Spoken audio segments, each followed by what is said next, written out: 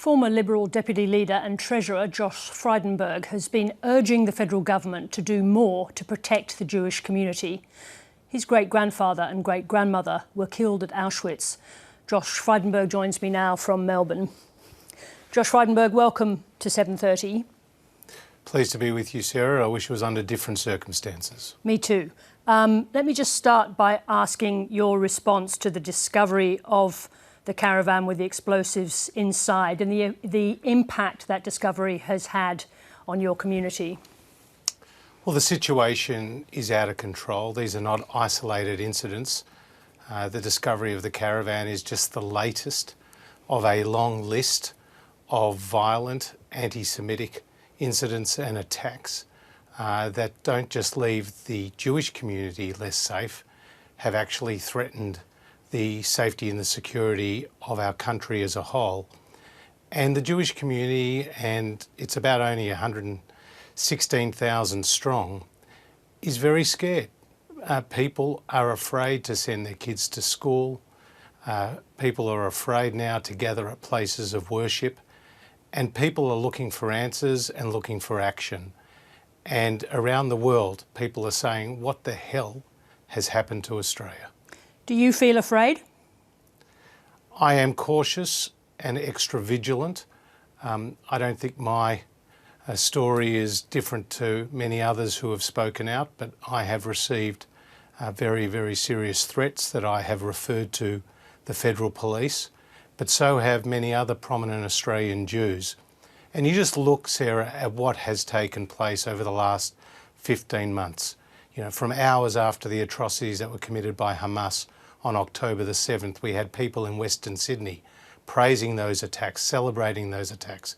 Hundreds of people gathering on the steps of the Opera House, our national icon, to stamp on the Israeli flag, burn the Israeli flag and chant, F the Jews, you know, well before Israel had even responded to these attacks. We've had firebombing of synagogues, firebombing of childcare centres, firebombings of people's places of work and indeed their homes as well.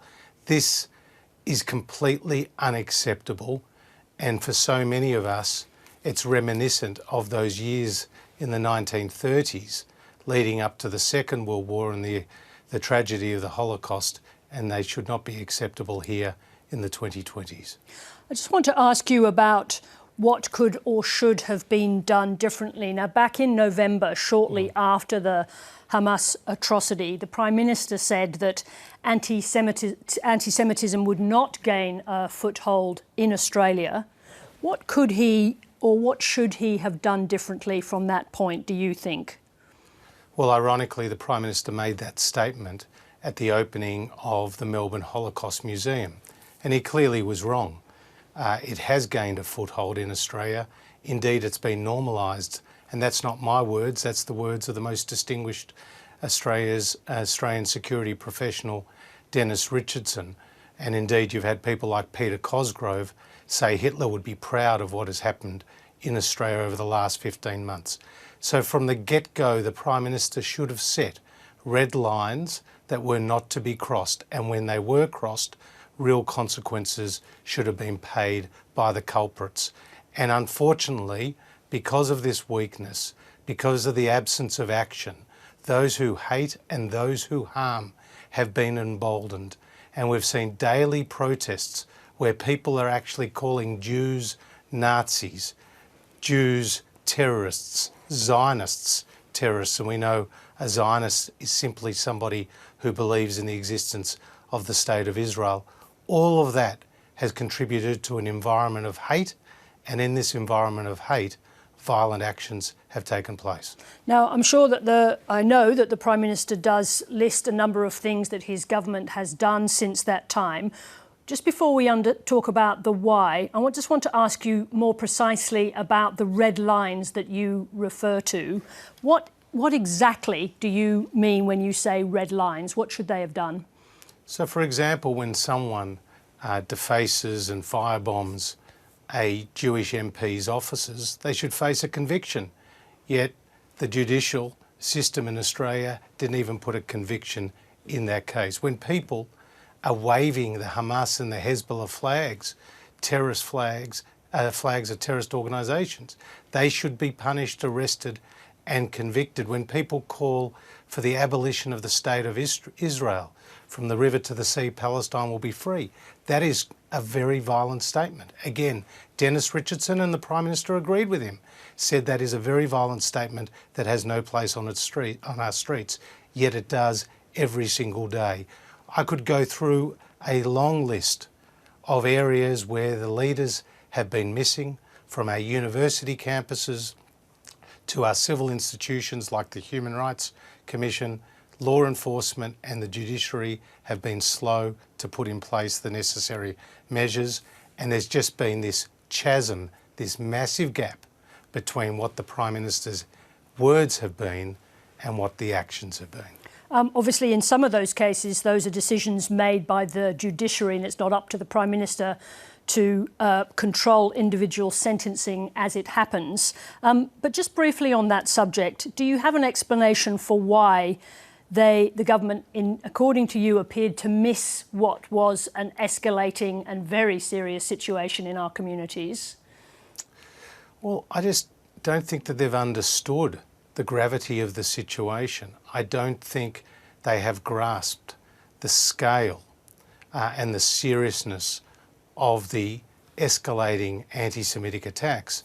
And when you refer to the judicial sentences or lack thereof, the opposition has on the table a proposal for minimum mandatory sentences and indeed higher penalties for those who create terrorist attacks.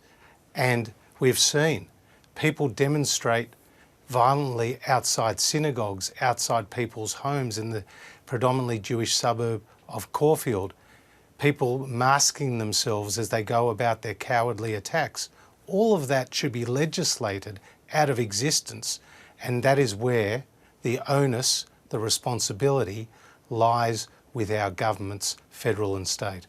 I want to ask you about the why, and this is speaking broadly about the anti-Semitic attacks, because obviously some of the motivation in these individual criminal cases will be hard to determine, and we're not aware of the motivations there. But more broadly, in the wave of anti-Semitism we've seen in Australia, how do you explain how that has taken off here in the way that it has? Well, Sarah, anti-Semitism is known as a shape-shifting virus. As you know, in the Middle Ages, Jews were targeted because of their race. They have been targeted in the 18th and 19th century because of their religion, and in the 20th century they've been targeted because of the nation-state of Israel. I fear that this hatred, which has been endemic, which has been insidious, which has been as old as man itself, is now being supercharged by social media, is being supercharged by the vacuum of leadership or the lack thereof. And people are not getting a balanced understanding of what's happening in the Middle East, and they're targeting Jews here in Australia, in their homes, in their places of work, in their places of worship, holding them to account for events that are taking place overseas. And Australia is better than this. This should not be happening in our own country. And I don't see this as just a threat to the Australian Jewish community. I see this as a threat to Australian values, to our freedoms, and to our democracy itself. Because if these attacks were happening to any other minority group in our country, to homosexuals and gay people, to people of Indigenous background, to people of other minority groups, we wouldn't accept it for a minute.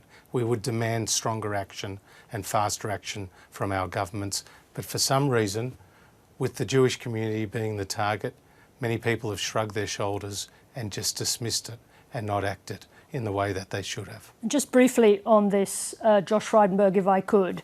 Of course, you are out of politics now. Should the response to these outrages be bipartisan in order to avoid further damage to social cohesion?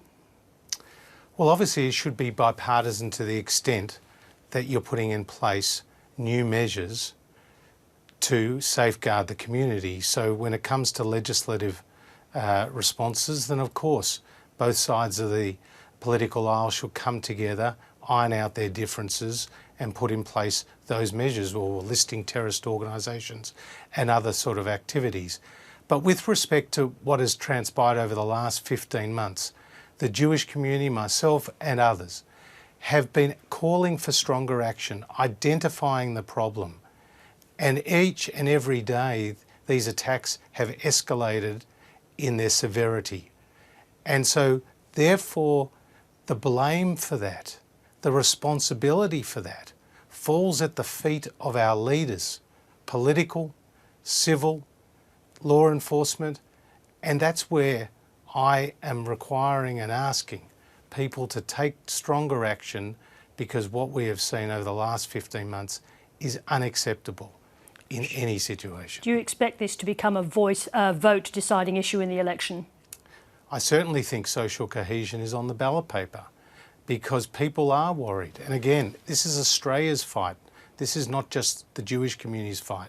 The Jewish community has been here since the First Fleet and contributed members such as Sir John Monash, our greatest citizen soldier, Governors General, philanthropists, sporting champions, Nobel Prize winners.